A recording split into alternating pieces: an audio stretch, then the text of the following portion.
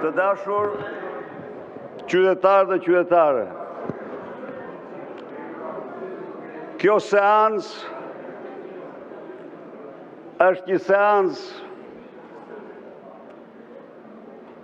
krejt tjetër nga çdo seancë që keni ndjekë gjërë sot. Këtu kanë sjell një ligj të quajtur në thojza për barazinë gjinore, por një ligj kryekput ideologjik, i cili bazohet absolutisht në përmbysjen e rendit gjinor, binar,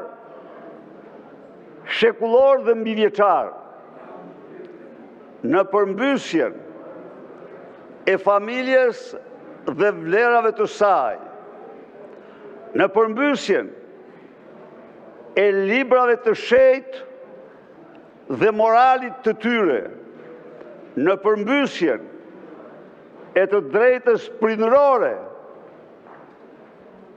për edukimin e fëmijës së tij, në përmbysjen e çdo standardi të njohur gjërë sot.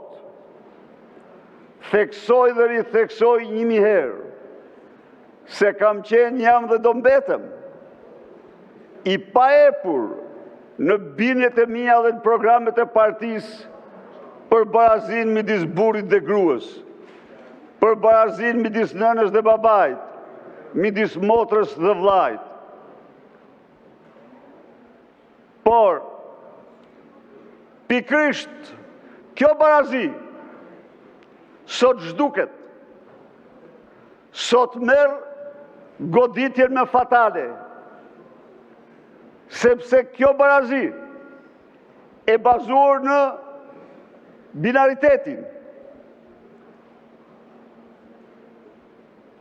Grua dhe burr, femër dhe mashkull, nën dhe baba, tashmë transformohet në përkatësi të shumë fishta gjinore. Tashmë transformohet në gjini me diversitet të gjerë. Gjini me diversitet të gjerë.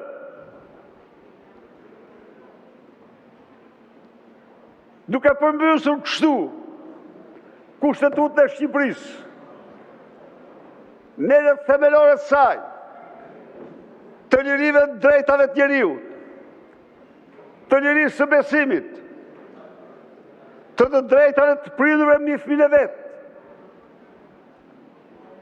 përmbysur kodin e familjes dhe kodet tjera. Të dashur qytetarë dhe qytetare, ky ligj i doktrinës post-marksiste, ekstremit të majtë më të rrezikshëm të kohrave, sepse Marksi nuk shkoi në përçudnimin dhe transfigurimin e familjes. Marksi përcaktoi shkatrimin e pronës private për ndërtimin e njeriut të ri. Kushti i Marksit për njeriun e ri ishte njeriu pa pronë. Kushti post-marksizme për njeriun e ri është njeriu pa familje.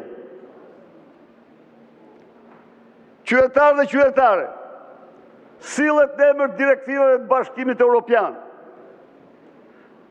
Ekspertë të shquar kanë pohuar se nga 10 direktiva të Bashkimit Evropian, në asnjërin prej tyre nuk flitet për përkatësi të shumë fish gjinore. Në asnjërin prej tyre nuk flitet për gjini me diversitet të gjerë, në diversitet të tyre. Një gazetar më tha se ambasadori Gonzato ka kërkuar votimin e ligjit. I kërkoi të nderuarit ambasador të nxjerrë cilat direktive Bashkimit Evropian e kërkon një gjë të tillë. Të nxjerrë cilat direktiv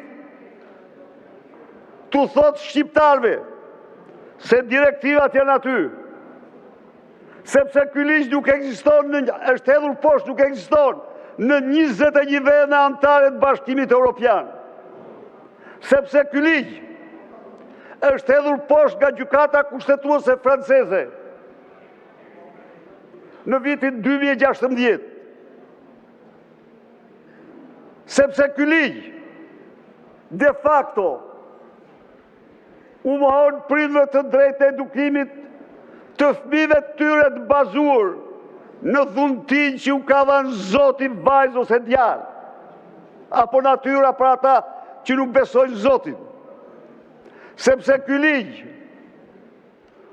gjobit udhëheqësit fetar shpirtëror, në qoftë se ata besimtarëve do u parashtrojnë mësimet e Kuranit, Biblës, Talmudit, sepse ky ligj de facto në shoqërinë post-marksiste të shtetit post-marksist godet familjen, godet identitetin familjar të bazuar në binaritetin biologjik.